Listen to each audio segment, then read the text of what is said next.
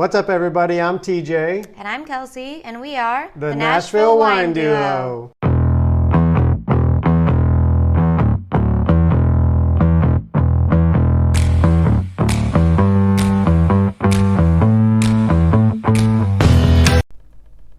All right, what's up, everybody? What's up? We are back. We are hanging out today with some new friends that we've come across. Yes. We've talked about their wines on the podcast a few times now and introduced people to them. But we are excited to have Steve Peterson from EmmaLily Vineyards out in California. Yeah. So our first California vineyard guest. That's right? true. Yes. Yes. Awesome. We've done different winemakers and different industry people. And we've done some via apart. Yeah. But not Zoom, but never in person. yeah. So you're the official First. OG. I love that. Yes. Yeah. Yes. Breaking it in Franklin. great state of Tennessee. Yeah. So you're in town visiting, Yes. and so we paid you basically to come over here. No, we didn't pay you. He offered his time. Yes. And Thank you so thank you for much. coming out Of to course. Franklin. And Of course. have you ever been to Franklin, Tennessee? Yeah, we have. We Okay. love Franklin. We've got friends that live here. They're big promoters of the wine, and plus Lily, from EmmaLily, actually lives in Nashville, East Nashville. Okay. And so for us to come out every 6 to 8 weeks to visit her and do whatever business we need to do in town is just a icing on the cake. And that's your daughter. Yes, my daughter. Okay. Yes. So cool. So get into your love for wine, how you started, your background, and I know it has to do with some kind of farming because all the winemakers are farmers. It seems like. Well, come from a farming background in a small town called San Martin in Northern California. We had land, but we weren't hardcore farmers by no means. It just there was farmers around us everywhere. So worked in all kinds of picking crops and all that stuff as a kid. But the wine journey for me really started when Laura and I ran into what we called the Sagezi Stellar Cellar. And Laura's your wife. Laura's my wife. How long have you guys been married? Oh my gosh, we met in 1983. So a long time. We married in 88 and still happily married and still the best decisions of my life. So That's awesome. Awesome. yeah, so it's been really good. Matter of fact, she's a key indicator. We talked a lot about wine. We would drink all these old wines, and I would critique them and talk about the palate, what we could do different and better. And one month I was traveling, and we were wanting to move from our locations. And middle of the night, I got a phone call and said, "Hey, I bought a property." And I said, "Okay, no problem. I'm back in 8 days. Just get us a 15-day close." And she comes back and she goes, "We have 10-day close." So it was a crazy time in the market in the Bay Area, and we haven't looked back. It's been phenomenal. So we bought the property in 2000, planted the vineyards in March of 2001, and that became our wine journey. Wow. Yeah. So wait, did you know about planting grapes and all that? Nope, just continuous learner. Being in management consulting, you steal shamelessly from everybody. And so you ask everybody their opinions, and then you take your bits and pieces, come up with your hypothesis, and then try to go do the best you can to go execute against it. And Marty Matheson, the winemaker for Catherine Kennedy, which is in the Santa Cruz Mountains, it was named after his mom, gave me the best advice we ever had. When you argue with people about, hey, I want to do it this style, and they're like, no, you can't do it that way, it'll ruin, you'll do this, you'll do that. He pulled me aside and said, hey, you have a very definitive opinion of what you want to do. Go do it for 5 years. If it gives you what you want, who cares? Just keep moving forward. And so that gave me the strength to just say, okay, we wanted to do some things that were different. And what do you mean by different? We were a micro winery, like a backyard vineyard, right? Under 100 cases. And then we started growing, and we kept picking up new vineyards, and we started growing and growing and growing, and now we're a whopping 1,500 cases a year. So we're still I call it a micro boutique winery. So we started making the wine there. We didn't have all the varietals to blend, so we started doing some really unique things called micro fermentations. And so we did all these little micro fermentations using different styles, from yeast and enzymes and different oaks at crush all the way into different French oak barrels in terms of toasting. So you could then blend back together and get a little bit more of a complex wine.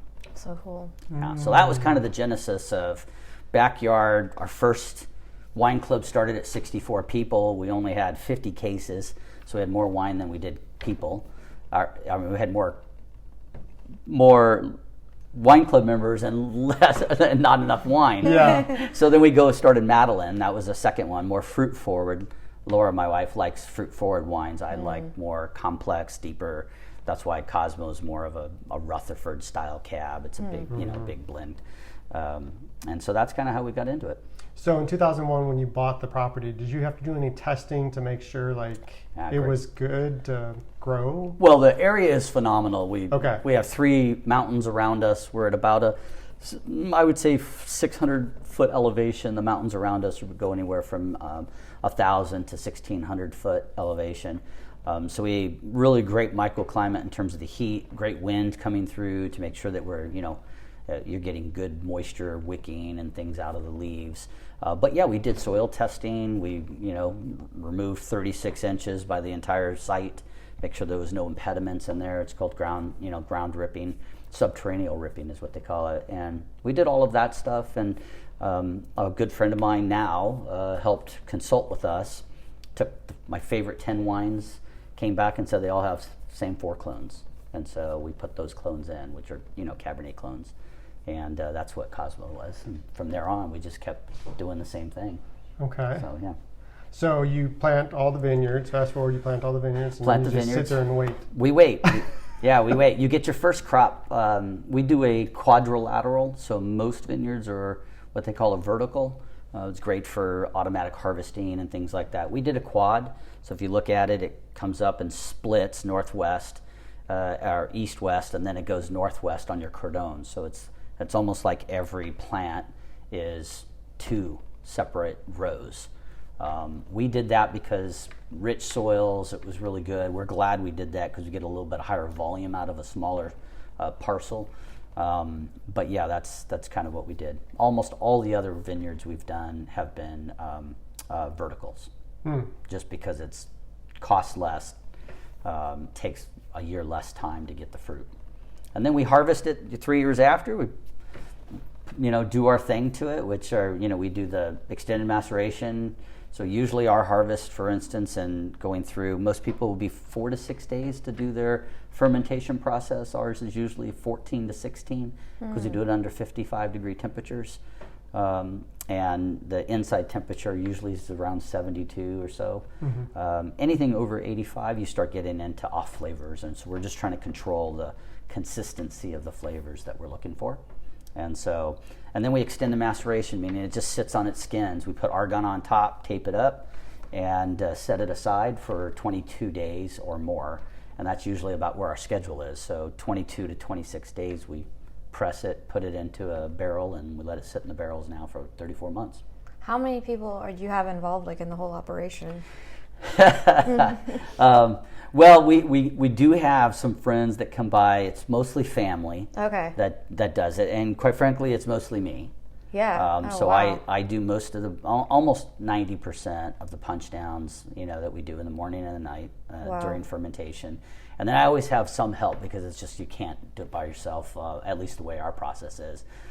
So we usually have 1 or 2 people come by and help out. And it's either my son-in-law, Connor, that's this wine here, and or some really close friends that we make custom wines for. Yeah. So there's a country club out there called Cordoval, and we're doing Cordoval Estates Cabernet, which is a friend of ours, has a house with 2 acres of vineyards on it. Oh, cool. So yeah.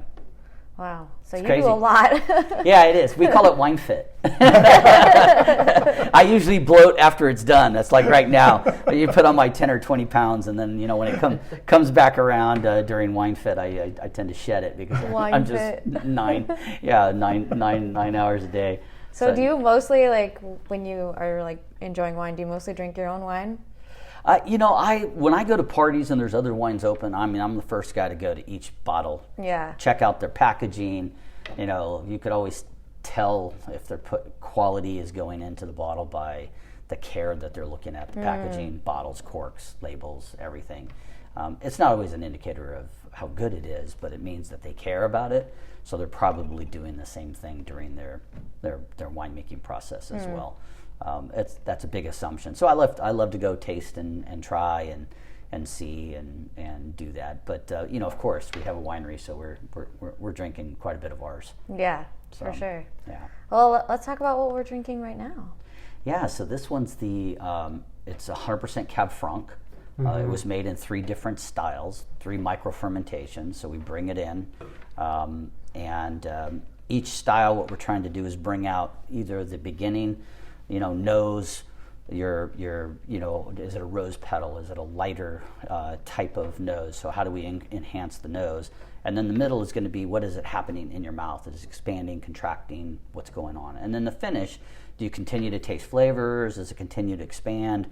We typically want to have a pH, an acidity level that makes your mouth water. It's not drying it out, so not over oaked, but certainly something that gives you a balance, because if you don't have that, you miss out on the little nuances that we're trying to do. Like the 3 microfermentations disappear. You don't really notice it if it's overpowered by a overpowering finish. But most Cab Francs are going to be, really high, big middle, raspberry, strawberry, kind of that really lighter fruit on the front end. And the middle, they usually stand pretty simple, but they usually finish pretty quickly. Yeah. Not lingering around. Well, because we're a cab house, we tend to try to blow that theory out of the water and make something that's going to be a strong beginning, middle, and end. Yeah. Wow, I love this wine. I do too. Oh my gosh, it's so good. Yeah. We haven't got to try the Cab Franc. No. This is special. I really, really, really, really like it. So this is Lily Beth June. Yes, Lily. That's her handle or her Instagram name. That's her, email type stuff too.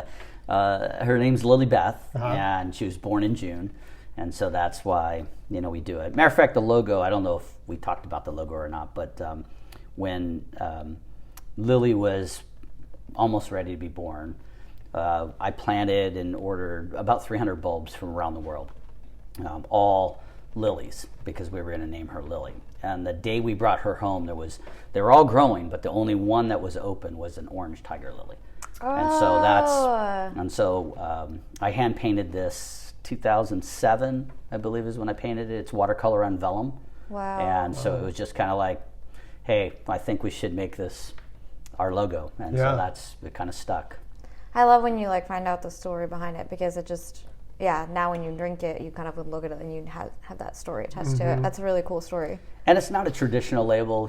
So many people have told us, Steve, if you really want to make money in this thing, you better have the black and white logos, logos, the standard logos. And I'm like, well, no, this is all about women loving and experiencing my wine. It's an homage to my family, which are, I'm the only guy. Yeah. So you had to make something decent for them, and so it's kind of a sunset, sunrise, and her favorite color is orange and yellow, or Cars yellow. So it was kind of a theme that we pretty much stuck to. We tried other labels in 2004, our first vintage, and I still laugh about it because it's a black and white logo, and I put them next to each other, and I'm like, it's not even close to having my heart, So this label's definitely more accurate to it. Well, and I think that's good to hear that. I mean, like what you were talking about, like the label, when you go and you try wines, you look at the label and you're like, if they're spending this time on it and it's got this story and this thing going on, like that what's inside is going to, be equal to what's on the outside. And I think that's your vision with this label and everything with the wine. You want that spirit to come through with the label. And I like that you're like, well, whatever, we'll sell more wine if you guys change the label. And you're like, no, this is about my family. This is about our legacy and our life, and I care more about that than. That's cool. I love that. Yeah. So you said your son-in-law's name, he's Connor. He's Connor. Okay, so my question is, how many family members do you have vying for their name on a bottle? What's the price now? Because, you got to be making some enemies. That poor guy has paid the price. We used to joke, where you turn the bottle around, we used to say, hey, Connor, you are on the label. There's a C, an O, an N, an O, and an R on the back of the label. You just have to, circle it. Right. And during the pandemic, they were going to get married, and we were having it at the winery, and California, we just got shut down. We just couldn't have any live events. So they postponed it. And when they did, they gave me the opportunity to actually bottle and create a label for him, and he didn't know about it. So it's a surprise. Yeah, 100% surprise. He cried like a baby because I brought out magnums, and when I gave my toast and speech about welcoming to the family. But he's a fantastic young man. He treats my daughter right. That's all you could ask for. And, totally. So there's really only one more, probably 2 family members that will get names on it. If we do a Chardonnay again, it'll be named after her grandmother. It'll be called Anime Chardonnay. Aww. I'm not a huge white wine person, but there's a demand for my Lily wants to have it here in Nashville so she can, pull it out in the middle of the summertime versus a cab. Well, and that label with a white wine, I think, would look really pretty too. Yeah, and it'll be a different bottle, and we waxed them this past year. So we did a sample set, and we kind of did a little zany thing. We did 2 microfermentations. One was malolactic fermented, so we have a buttery flavor, and then one was just a crisp one, but had oak. And when we blended them back together, we got this really nice vanilla bean. So you still got the citrus in it, and then this nice vanilla bean finish. So it was pretty much what we were looking for. So that's when we'll go, okay, we'll go a little bigger at it and try to make at least 100 case lot this next year. And that'll be Anime. It'll be Anime. Nice. And then the second one is Theodore James, our new grandson. I was going to say, you a grandchild. We have a new grandson. Yeah, Emma had a baby boy for us. He's precious. He's just the happiest kid. Aww. He's, really, really great. So we're teasing Connor that, Connor was going to be one and done now. 1 year, and that's out. Connor's that poor guy gets abused all the time. We'll find a way. Either we have a Malbec that we do, so I'll either move the Malbec and call it Theodore James, or we'll come up with another blend for because each of our cabs are very different, even though. Because of the microfermentation, and we talked a little bit about the, Cosmo, but the Laura's Love, for instance, that you guys tried, I believe you tried that one. Have you? Yes. Okay. Yeah, that one we do anywhere from 5 to 12 microfermentations. Wow. So you're getting 3 barrels out of each style, and so you get a press, free run, and then a combination of press and free run, and so it gives you a really good opportunity to have some variation. So we could take 3 barrels and make a 75 case lot for TJ or Theo, or depending on what we end up calling them. My vote is TJ. Yeah. I think that you should put a TJ. Yeah, that's just my vote. You're funny. Don't know I'm why. kind of in the family, but not really. I'm just families. So that's my vote. Wouldn't surprise me if that's what came out. Man. Well, I have a question. So, being in California and there's so many wineries, obviously that's the mecca in the United States for wineries. Yeah. And winemaking. Does it feel very competitive? Are people genuinely pretty cool with each other? Do you have a lot of snobbery happening? Because I think a lot of people sometimes have certain conceptions about it. They obviously one of the main movies they watch is what's that one where they Sideways. create different stuff like that, and then I think that gives them a view of what it. We've never been there, so we can't really have a reference point. But some people are have a view of it, So. Well, it depends on the regions, right? So, and it depends on what you want. If you want a travertine, over the top, come in, don't mind spending $60 to $100 for tastings per person, then that's pretty much Napa. That's where they're at. But you go outside to Hillsburg and other areas on the outside regions of them, they're that. I don't want to call it pretension because that's just their business model, but it changes. So, for instance, even in our area, Paso Robles has been exploding, but again, you're going to get a different style of wine down there as well. They're starting to make some changes, and they're starting to go in the higher elevations, so they don't get that that Central Valley fruit, more of a raisiny or a pruny kind of a flavor profile. You get that a lot in the Central Valley because of the heat that you get, on the non-cold airs at night. So I think it's regionally dependent. Okay. In our area, pretty much there's, you're going to have those one or two, but we don't spend our time thinking about those one or two. We share shamelessly with people. One of our good friends, he's in our little area, there's probably, maybe 40, 45 wineries now. He's helped 14 of them unconditionally. Just, cool. Hey, let me see what I can do to help you. And so there are 3 new ones that are popping up that we've helped. So I think it's more of a camaraderie. I like to hear that. That's awesome. Promotion, but again, you're always going to get those that, are not making as good a wine, and they're not going to be as happy if you're having success. So, but we've kind of, I don't want to say we get people upset, but we don't charge for tastings. So that's cool. Yeah, so when someone comes out to our property, we'll pour them over $200 worth of wine per person. Just because we'll pour 6 wines, we do 3-ounce pours. Anything more than that, you kind of get a little buzzed. Yeah. So that's probably our perfect, 3-ounce 6 bottles, and we'll usually do 2. So you mentioned Sideways. I started making a Merlot because everybody was beating up Merlot. Right. 40% reduction in market because of that movie. And, which is crazy. Yeah, it was totally crazy. So we were like, hey, we're going to make it. So we make it. It's huge. It's a big, bold, it's perfect with bone marrow and garlic crostinis types, stuff that just usually overwhelms you because it's so much bigger than you would expect out of a Merlot. But we usually do a Merlot or a Cab Franc up front, or one of my I do a Meritage, or what we call a Cuvée, just because it sounds better. It's called the Ona Carmen Cuvée. Ona Carmen was the female of the house that I planted the vineyard for, and so we kept that name with it.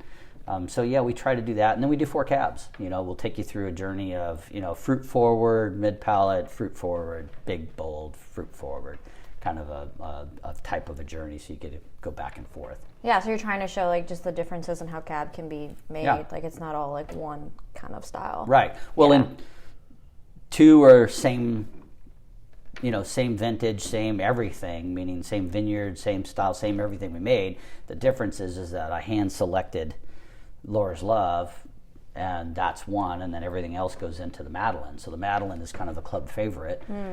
It's the largest production that we have. It's very complex, but Laura's Love just takes it up a notch and gives you this really velvety mouthfeel that has is just incredible complexity to it. So very neat. I'm gonna grab more glasses for the second one. Oh yeah. Yeah. Yeah. I'll be right back. I'll be back. So how many acres total do you all have? We only have 2.5 on our main property, and then we manage up to 11 acres, and that's for most of it. Most of it's hillside. So like the 07 Clone Cab, which is the Connor, that one we only get about 3/4 of a ton per acre. It's a 3-acre lot. The Cab Franc comes off the same vineyard as well. It's kind of a around the face, so it's a easter facing, southeast facing. So it gets all tons of morning sun, not a lot in the late afternoons. And then that's about 1.5 acres, and we get about 1.5 tons per acre there. Okay. And then the EmmaLily, which I don't know if we shipped you. So every one of the family members has a cab now, or a Cab Franc, and so that gave us an opportunity to, just expose the vineyard itself and a little bit different flavor profile within the vineyard. All right. I can't wait for TJ to have his cab. Oh my gosh, you're really reaching. Well, it's not that far of a reach because it's either it depends on what his mom and his grandma want. Grammy's going to probably set the tone for is it Theo James or TJ or something. But the thing is that Theo's a really cool name. Theo's cool. Theo's a really cool name.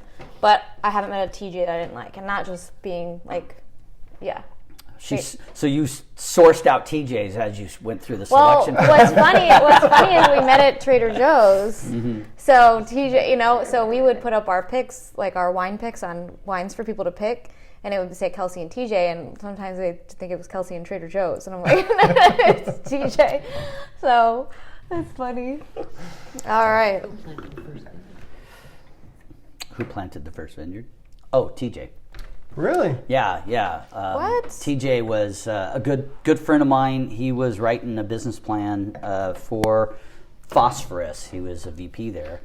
I was working at Gartner at the time, and we collaborated, and I was helping him with his go-to-market strategy for his business, and found out that he had a full degree. We were like, oh, this is crazy. Like, he goes, yeah, no, my grandfather, has Pedro Creek down in San Luis Obispo.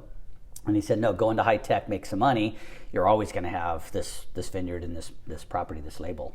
And so he was raised by his grandfathers and his grandmother. And so TJ is who researched those 10 wines that we really liked and came back. So so we've had a connection to TJ. TJ, That's just cool. circles. Yeah. Now here we are in the room, and there's another TJ. TJ. Who knows what this is bringing us later?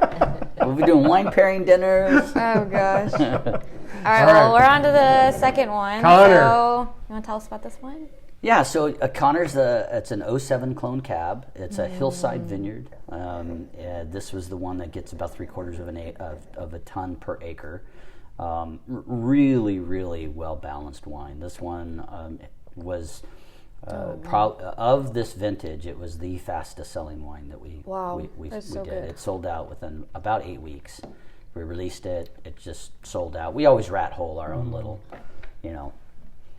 32,000 bottles in our backlog, so we've been rat holing some wines forever so we could do verticals and taste it later and all that stuff. Wow. So, but outside of that, those 10 cases, it went real quick. Yeah. Same thing. This was a 3 style, 3 micro fermentations.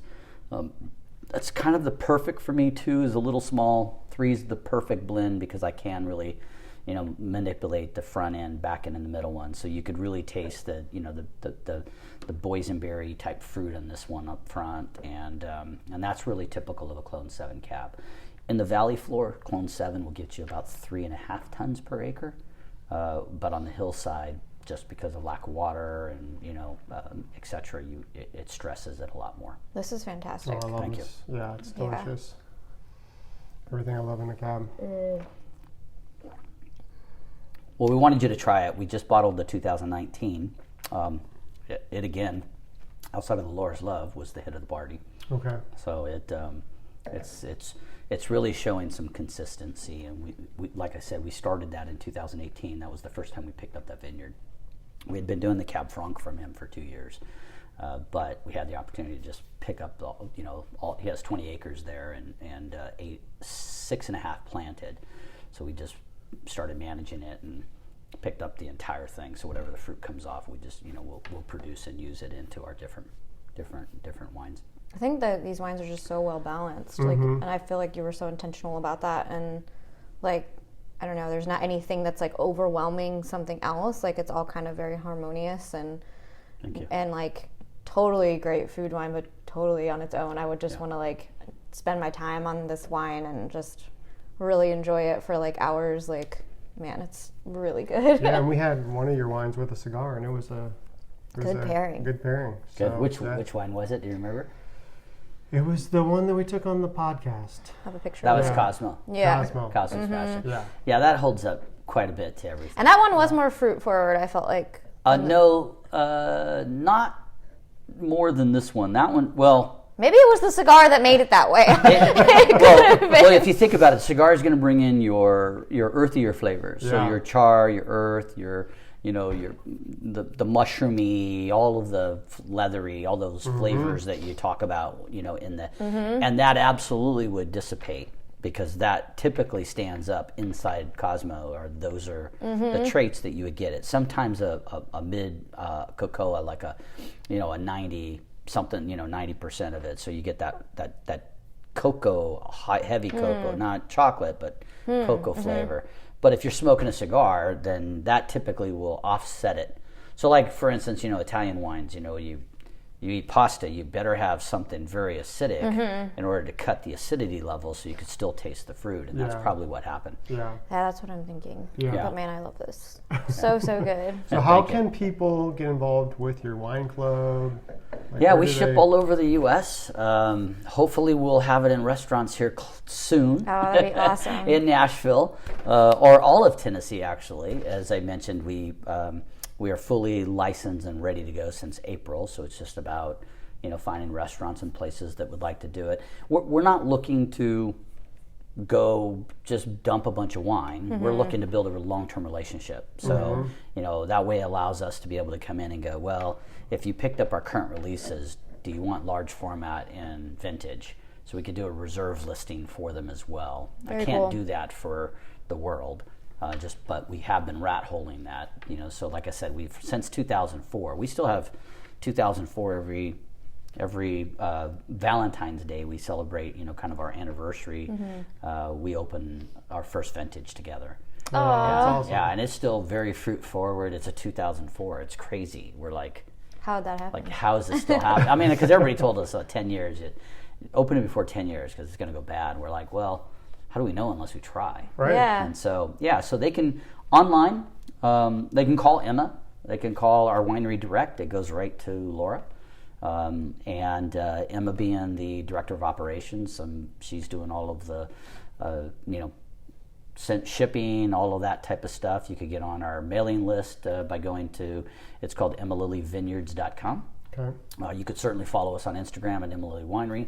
But those are the areas where if you just reach out to us, it's absolutely. If you're inside the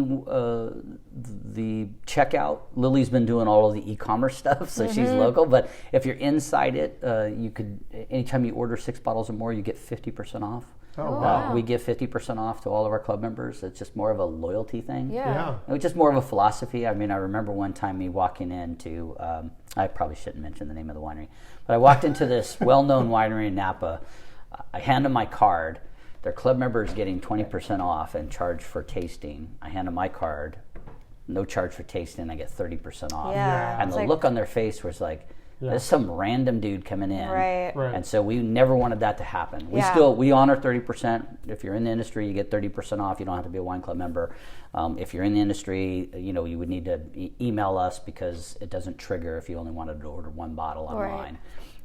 But we never wanted anybody to have that experience. Totally. So if you're loyal to us, we wanted you to have 50% off on all of our wines. That's awesome. Includes all of our vintage, large format, doesn't matter. And we do a lot of donations too for our club members. We do up to a case of wine, we match.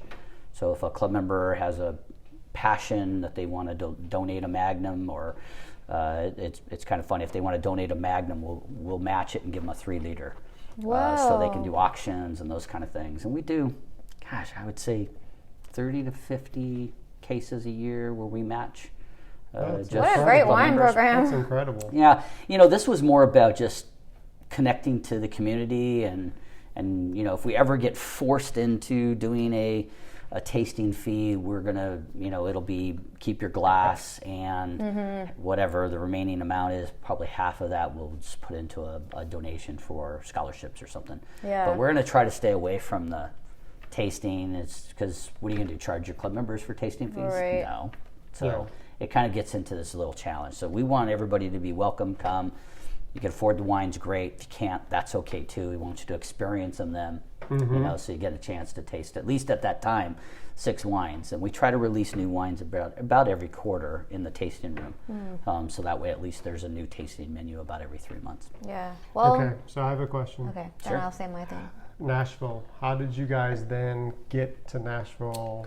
I mean, I know. Well, their daughter, part Right, of it. but Yeah. how did she come to Nashville? And then We have what's that journey? We have some really good friends that were in the music industry that Laura knows well. They're like our family, and she was working for Broken Bow Records. Jason Aldean was the person she was repping, and she was the West Coast rep. So when they would come to the West Coast with her new artist, and they were doing radio, they always wanted to have a relaxation place where could you go to relax. I'm a closet foodie, so I would typically make a dinner for them. We would put it out in the middle of our living room, just a big table, and everybody would come in, and we'd pair wines and start singing and joking, and well, I wouldn't sing, but I would let them sing. I can't carry a tune. So, but and so how Lily got into it was one of those types of dinner. Radio was over, and we had Dustin Lynch. There's three of them: James Wesley and Craig Campbell, I think it was at the time. Yep. No, Craig wasn't there. So it was James Wesley and Dustin. And they saw Lily had taught herself how to play the guitar, so she had Dustin's picture on the wall. Oh. So he walks in and sees it. So he walks in and grabs a pen, signs it, grabs the guitar, and James Wesley's band said, "Hey, if you really want to get into music, there's one place in the country you need to go to. It's Belmont." And Lily's one of those types that you give her a little bit of a challenge, or you give her a little bit of an opportunity. She's gonna go after it. She's gonna get it. She's gonna absolutely put her teeth into it and get it. And so Dustin said, "Hey, I'm going to be back in 3 months playing with, at one of our local venues called the Shoreline with Keith Urban. If you learn this song, Come to Jesus by Mindy Smith, I believe it is. I think so. And said, if you learn it, we'll have you play it for us." And she rocked it. Yeah, so that just kind of changed her. Oh, that's cool. It changed her path. Go so Lily. So she came to Belmont, graduated in 3.5 years with a double major, and first job coming out was right when COVID was hitting, and she started working for Tree Vibes, which is Florida Georgia Line's That's awesome. production company. Wow. Very But y'all are really cool. proud. Yeah, so she was great. So that's how Lily Yeah. came to Nashville. I mean, the story that I always tell people, which I think is just amazing, and I'm a California boy through and through. I was born there. I was raised there. I go away. I always come back. But the experience we had here, we did probably a 4-hour tour on our own tour, not like a tour, and we never touched a door. Every young man opens the door. opened the door. Yeah, it's and nice. said, right this way. Yes, ma'am, yes, sir. And we were like, we had been visiting all kinds of different colleges, and we had visited colleges with Emma 5 years before that. What a completely different experience in California. Yeah. So we were like, this is back to our roots. This is how we were raised, and quite frankly, totally happy she's here. And I'm sure at some point we'll be dual living in both states. Yeah. If there was a way I could make a California cab in Nashville, man, I'd be all over it. We would love for you to figure it out. Well, it kind of goes off of what I was going to say, and just like in wrapping this up, that I do feel like there is this connection between Nashville and California. Totally. And, a lot of people are happy about that. A lot of people are not happy about it. I think it's great. I think that there is this like hippiness and coolness to California that has just in the roots of the people out there, and the wine, and the creativity and the artistry that is going on out there. I think there's a lot of that here too. And I think that these worlds are combining like for a reason, and there's a lot of people there here, and I know a lot of people from here that have gone out there too. And then the music, I think the music is connecting, and the music connects also with wine, because music really brings people together, and I think wine really brings people together in a very similar way, and we get these family moments. And I mean, even on Thanksgiving we had the wine and music, and it was like you feel like you're really living, in those moments. And I really hope, and I think you guys are going to be trailblazers here, and I think that because of this thing that's happened over the past 2 years with everyone moving from California here, I'm hoping that the wine industry kind of gets better out here, if I could say that. There's not a lot of wine bars. There's and the people that move out here from there say like, man, like we're so used to being able to go to like wineries and wine bars. Obviously you can't have wineries the same here. You can't grow the grapes like you can out there, but there can be a bigger, I think, wine influence out here with wine more experience. Yeah, it's so whiskey and beer, which is awesome, but I think there's a big demand for wine and good wine. And I would love for more of that California influence to come here and bring more of that, because the more of y'all move here, the more there's going to be demand for it, because that's what we're used to. So we want that here. And the wine bar that TJ works at, like, it's one of the only wine bars I can honestly say that I'm like, it's bringing a real wine experience. Like, there's not a lot of those. I mean, there's 60 Vines downtown, which is great, but there's not a lot of those boutique, wine bars, and so I'm hoping that this influx of people from California makes that happen. Start popping up Yeah, all over the place. I Well, hope- you just need a I franchise. hope so. That's what we need to do. Make it really good and I then hope franchise so. it out. Here's the model. But And by the way, we already have 100 wines we can do. We're just going to Yeah. get a little bit bigger space. But I love that you guys are going to be coming so you're bringing this wonderful California wine to Nashville, and EmmaLily is fantastic. You're getting a Yes. premium California wine, and you can experience that Yeah, it's here. unbelievable. Yeah, it's unbelievable. So I'm excited about this. So Thank you guys. I Yeah. appreciate you hosting us. Yeah, Of course. thank This you has so been a much for true coming honor. over. And Our first California vineyard. so Cheers. excited. Winemaker. Yes, Cheers, guys. Yes, cheers.